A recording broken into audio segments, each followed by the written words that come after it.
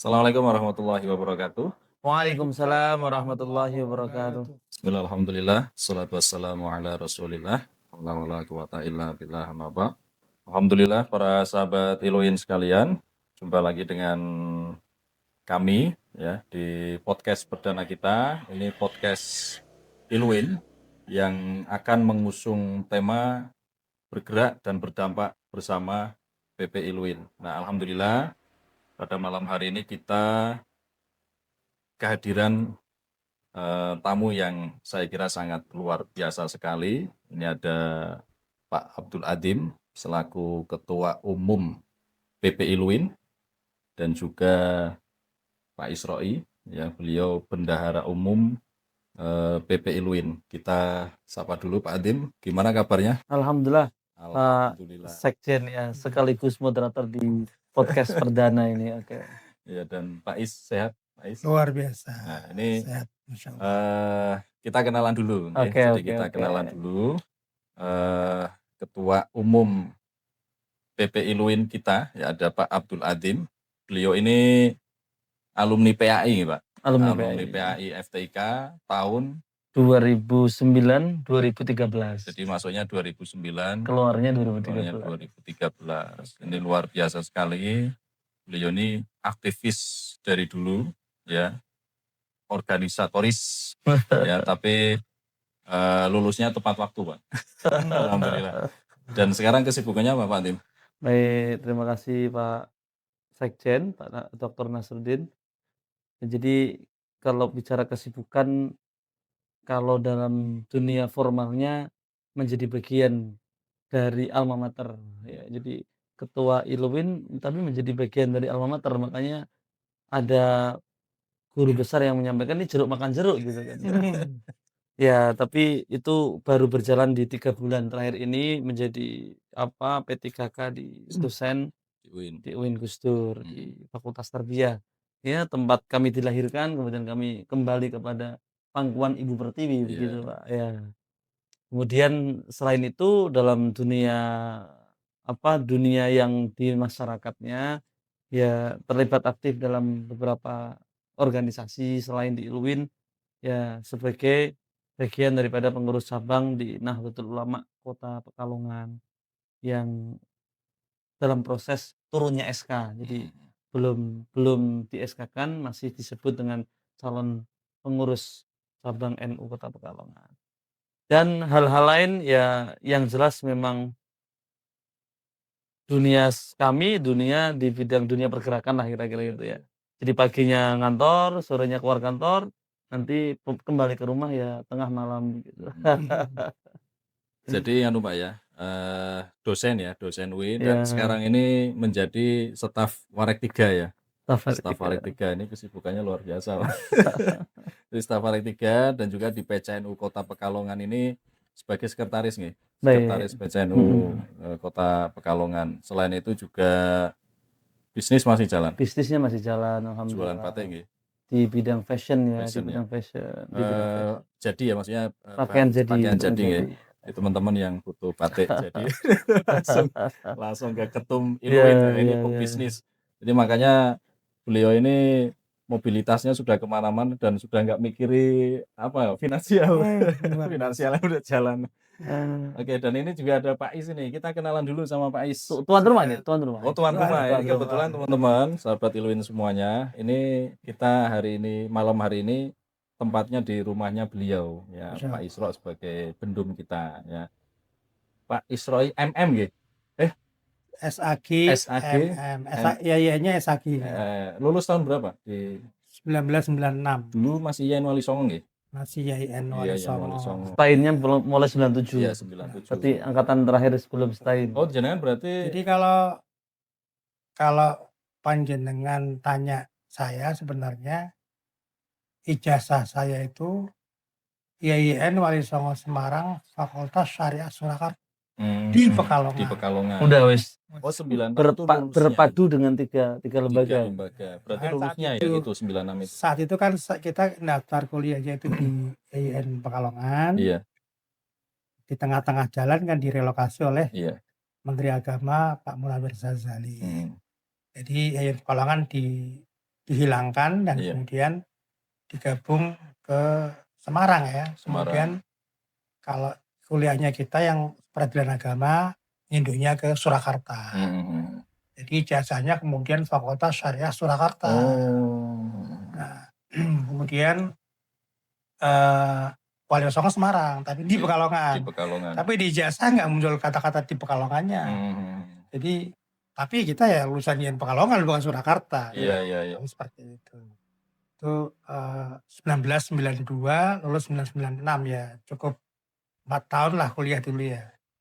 Ya juga sama dengan Pak Hatim juga saya dulu di Senat.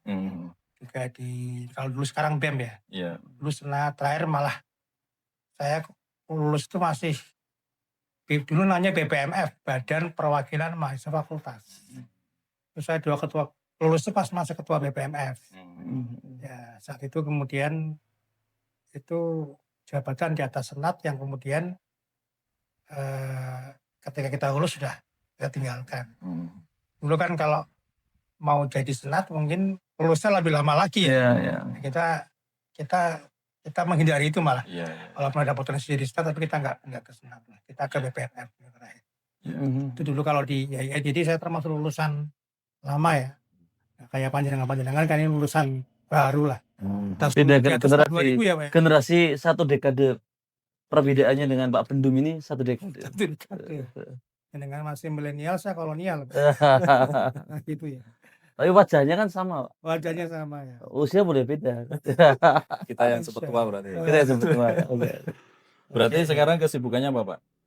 Sekarang ini saya diamanai jadi ketua koperasi KSPPS BMT Batra, Pak. Direktur berarti ya? Apa? Kalau di sana kalau apa nomenklaturnya ketua koperasi. Ketua koperasi. Kalau beberapa koperasi ada yang membuat nomenklaturnya itu direktur, ada juga dirut gitu ya. Tapi sebetulnya kalau umumnya atau mungkin yang pasti ya memang ketua. Secara ADART bahasanya ya seperti itu. Jadi saya di pengurus. Saya dulu masuk ke koperasi Batra itu sejak 19 saya lulus dari IAIN, terus saya ngajar sebentar. 19 saya dulu ngajar di madrasah YNO Banyu Putih, Batang. Jauh ya? Iya, kan saya emang orang tuanya dulu sana. Kemudian mencoba untuk di PMT itu kayak PMT Batra 1997 sampai sekarang. Jadi ya udah 3 plus 25, 28 tahun ya. Senior sekali. Ya, kalau umur PMT 30 tahun. 30 tahun. Pak Israil 28 tahun. Saya 28 tahun. Berarti sebagian daripada as-sabiqun al-awwalun. Dari aset PMT Batra masih berkisar 500 juta. Sekarang sudah nyentuh hampir 300 miliar. Wih, mantap. Jadi kita mengikuti proses. Itu proses dari 500 juta sampai 300 miliar. Saksi sejarah. Saksi sejarah. Jadi itu kesibukan utama setiap waktu. Dari Senin sampai Jumat di PMT Batra. Masih ngajar di UIN, Pak?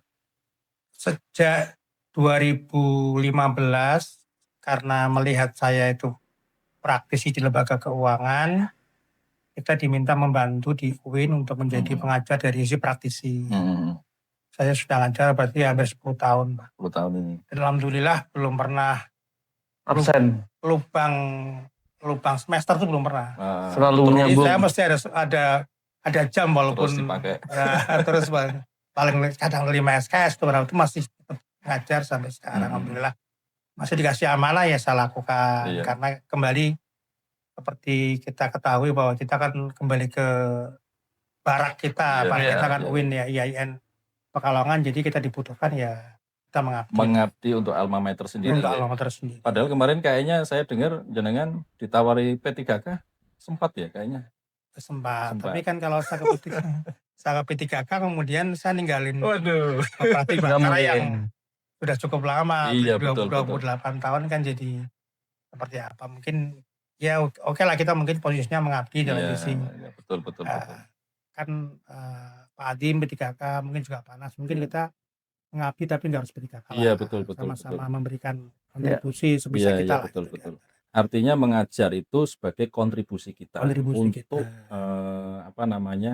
ya bahasanya untuk ini ya, mengabdi ya. Mengabdi biar nanti kan artinya yang kita sedikit ilmu yang kita miliki biar mempersiapkan alumni kedepannya biar juga mendapatkan beberapa ilmu sedikit yang kita miliki ke mereka.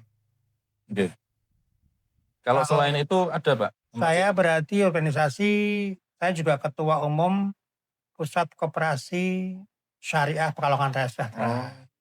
Pekalongan Raya? Pekalongan Raya Sejahtera.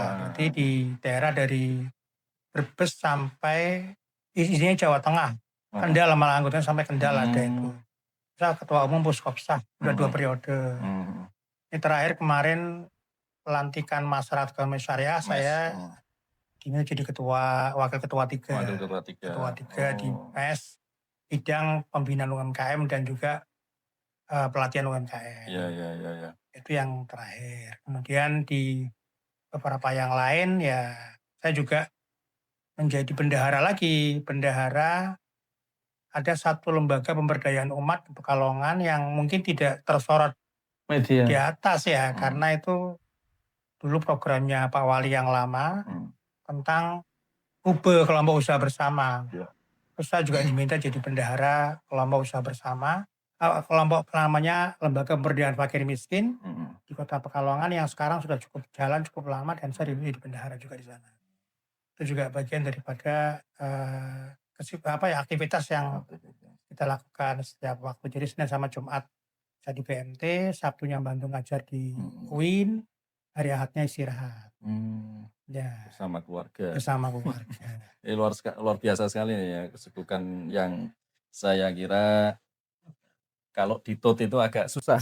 Demikian juga Pak Sekjen kan. Pak Sekjen apa lagi? Jadi kalau saya kan ikut-ikutan aja. Jadi Pak Is ini secara background pendidikan nggak ada ekonominya ya, cuma jadi secara kalau saya sering bilang sama banyak orang itu kan saya tuh tersesat di jalan yang benar. Nah, karena saya itu sarjana agama, peradilan agama. Syariah dulu ya? Syariahnya peradilan agama, konsentrasi. Peradilan agama. Calon hakim harusnya. Iya, hakim atau penghulu gitulah. Tapi kesasarnya di BMT itu kan tersesat di jalan yang benar. Tapi S2-nya kan manajemen ya? Iya, makanya kemudian untuk menambal itu saya mencoba ngambil magister manajemen di Undip untuk setidaknya tidak kopong banget gitulah, biar ngerti-ngerti ekonomi dikit jadi tidak terlalu kopong. Itu untuk menjembatani kekurangan ilmu yang dulu artinya kita konsentrasinya di bidang peradilan agama, dicoba untuk ke situ. Akhirnya kemudian ambil magister manajemen di Undip dan akhirnya kemudian diminta ngajar di UIN Abdurrahman Awad ya dikarenakan tahu saya lulusan Undip itu dia. Selain juga praktisi pastinya seperti itu. Oke, nah ini kalau Pak Adim ini S2-nya juga di STAIN Pekalongan murni ya, Pak. Ya, jadi kalau nanti karena S3 PAI juga sudah ada. Nanti saya akan memproklamirkan itu sebagai alumni murni ya. Salah satu alumni murni. Bisa guru besar Pak. Bisa guru besar. Bisa. Guru besarnya juga di sini gitu, di UIN. Jadi nyenengan betul-betul. Amin. Itu cuma MI sama SD dan MI, MTS-nya aja sama alianya nggak di UIN. Iya, jadi luar biasa sekali nih kalau kita bicara kurikulum vitae beliau berdua. Nah, kita ini mau ngobrol tentang organisasi PP ILUIN. ILUIN ini kan baru ada kemarin ya. Kalau dulu namanya beda ya, sudah ada udah lama. Cuma namanya beda ya, Ikatan Alumni UIN Kiai Haji Abdurrahman Wahid Pekalongan. Yang di situ kan keanggotaannya termasuk UIN Wali Songo di Pekalongan itu ya. Sejak UIN Wali Songo Pekalongan, terus kemudian 98 menjadi STAIN Pekalongan. Kemudian 2017 ya, 2017 itu IAIN Pekalongan. Baru kemudian tahun 2022 ya, kalau nggak salah 2022 menjadi UIN Kiai Haji Abdurrahman Wahid Pekalongan. Jadi semua alumninya ini masuk dalam organisasi yang namanya ILUIN ya, Ikatan Alumni UIN Kiai Haji Abdurrahman Wahid Pekalongan. Nah ini saya pengen dengar ini perjalanannya seperti apa ini Pak Adim dari mulai awal ya itu seperti apa kira-kira? Baik, nanti Pak Isra juga punya perspektif sendiri ya. Jadi di awal itu kami karena menjadi bagian dari BEM saat itu tahun 2012 ya. dan menjadi ketuanya. Kemudian saat itu ketua ikatan alumni itu Ibu Dr. Hajah Siti Komariah, MA, dan dalam beberapa kesempatan itu kami turut terlibat ya, terlibat hingga mau pergantian ketua ikatan alumni karena Hukom memimpin sudah begitu panjang. Saat mau pembuatan konferensinya atau bahasanya musyawarah besarnya untuk pergantian ketua itu, kami turut dilibatkan menjadi kepanitiaan yang panjang rapatnya dan itu hampir 2-3 tahun rapat hanya untuk persiapan musyawarah pergantian itu tekan-tekan itu, Kak. Jadi rapat lagi, nggak sampai-sampai sehingga terpilihnya pasca kepemimpinan Ibu Dr. Hajah Siti Komariah, terpilihlah yang namanya Profesor Dr. Kiai Haji Sam'ani Sya'roni MAG yang alhamdulillah menjadi kabar gembira alumni kita keterima sebagai bagian daripada Lembaga Pertahanan Nasional, Lemhanas RI begitu ya. Ini sebuah prestasi yang patut dibanggakan karena bagaimanapun beliau adalah alumni UIN Gus Dur gitu ya. Kemudian setelah Prof. Sam'ani satu periode, ya Prof. Sam'ani saat itu kemudian mempersiapkan lah, sifatnya kan begitu ya, mempersiapkan kepemimpinan selanjutnya siapa ya. Kami tidak ada niatan apa-apa, kemudian ya hanya sekedar berkhidmah gitu aja.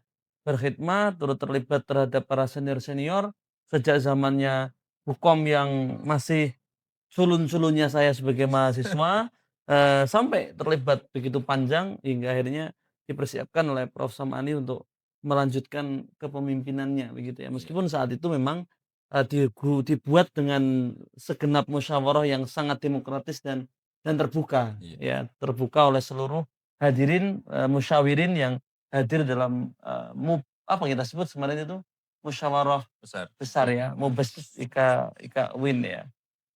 Nah, jadi mungkin, amanah ini kami kira sebuah hal yang sangat berat kalau kita bicara berat ya. Tapi kalau kemudian didapuk menjadi bagian dari keberlanjutan itu juga punya sejarah panjang karena turut terlibat dalam, IKA UIN pertama yang dipimpin oleh Ibu Dr. Hajah Siti Komariah sampai kemudian ke Prof. Sam'ani dan, kami ini kemudian yang ketiga. Jadi IKA UIN ini kalau yang sebelum Hukom kami nggak tahu, tapi Hukom berapa panjang memimpin, ikatan alumni gitu ya. Dulu IKA STAIN Pekalongan dan IKA UIN Prof. Sam'ani sampai IKA IAIN itu Prof. Sam'ani sampai kemudian IKA UIN Gus Dur ke kita ini sebagai bagiannya. Nah, apa kemudian ikatan alumni itu harus berkiprah. Jadi kan bagaimanapun, kepentingan ikatan alumni adalah bagaimana mendayagunakan segenap alumni yang sudah memiliki kiprah di semua lini kehidupan ya.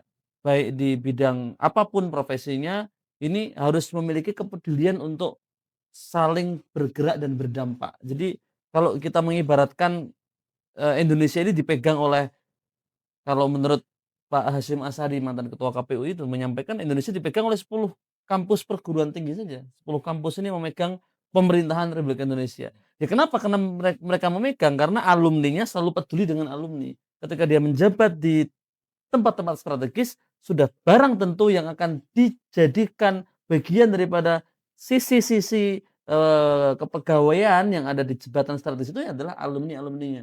Maka betapa ITB, IPB, UGM, UI, Undip, ya kan, Unair dan seterusnya, ini adalah ada kebanggaan-kebanggaan bagaimana di mana alumni yang memiliki jabatan strategis, yang memiliki amanah strategis, mampu mendorong para kader-kadernya untuk turut serta di bidang itu.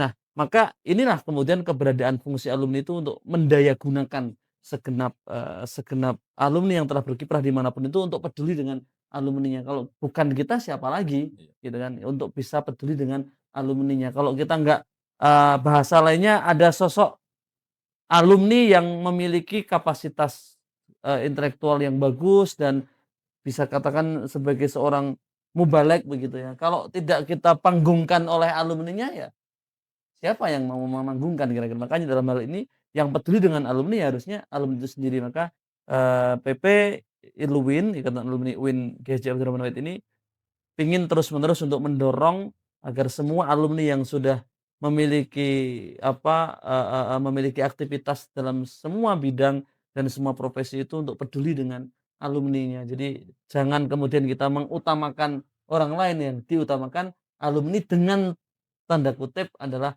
yang sesuai dengan kapasitasnya, sesuai dengan apa yang diharapkan seterusnya. Termasuk beliau sebagai direktur di PMT tentu ya kita sangat berharap bagaimana kemudian alumni yang the firstly ya, tapi dengan alumni yang punya kapasitas sesuai apa yang diharapkan. Nah, yang kedua, bagaimana kemudian peran serta alumni ini harus mampu dirasakan. Kenapa kok harus begitu? Karena kita punya tanggung jawab bagaimana seorang mahasiswa ketika mau wisuda dia ada kontribusi iuran dana alumni. Dana alumni yang sudah ada ini adalah tanggung jawab sosial kita untuk mendayagunakan segenap program guna memiliki dampak.